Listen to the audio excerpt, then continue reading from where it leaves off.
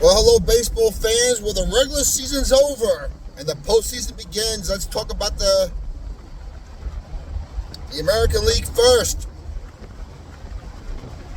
The Blue Jays will be the number one seed. They beat the Rays today, I think 13-4, dominated them. They will have home field advantage throughout the American League playoffs. The Seattle Mariners will have a bye. They will be the second seed.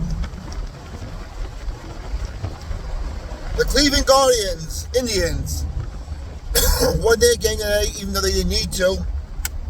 They're the 3 seed, and they will host the 6 seed, the division rival, the Detroit Tigers, who lost today, but didn't matter because once the Indians won their game, it didn't matter. And then you have the Yankees and Red Sox in the 4-5 matchup at Yankee Stadium in the wild card round. So the ESPN should be happy with that one alone and have the Yankees and Red Sox in the first round, as well as 2 division rivals like the Tigers and Indians. Also, the National League,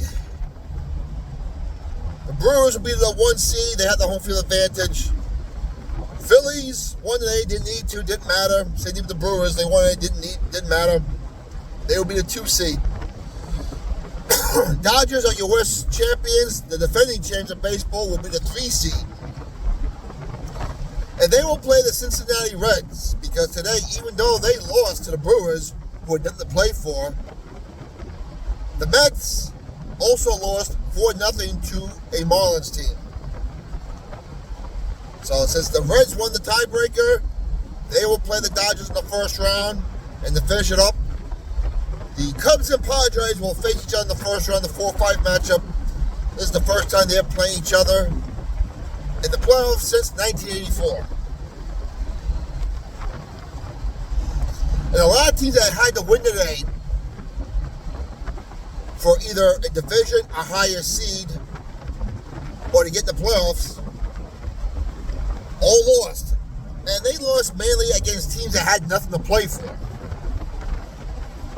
That's baseball. And to all the Mets fans out there who bragged about getting Soto from the Yankees and thought they're going to win the World Series this year, for this Yankee fan is very grateful.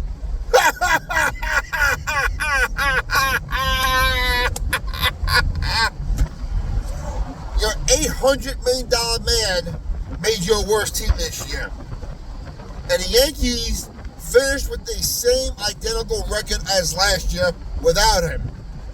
The Yankees instead used their money to plug in holes that had to be plugged up. They got a couple of relievers. They got a couple starting pitchers. They got a third base at the All-Star break.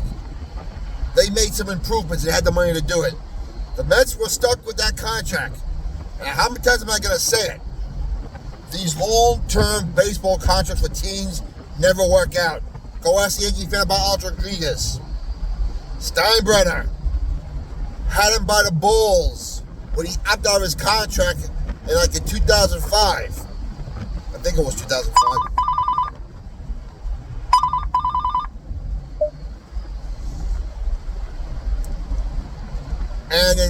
But because George Steinbrenner was going to live out longer, and you're going to see Alex Rodriguez become the all-time home run king, he gave him more years, more money than he deserved, and we paid for it. Same thing with the California Angels, or the Anaheim Angels, with Albert Pujols. And the Mets may learn the same lesson with Soto, except they got Soto at a very young age, so it may not affect him as much. Or the same thing with Phillies with Bryce Harper. But A-Rod and Pujols were over 40 years old. Barry Zito never panned out. These long-term contracts are not a good thing.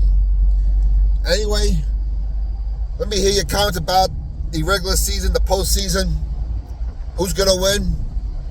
God bless you all. We'll talk to you later.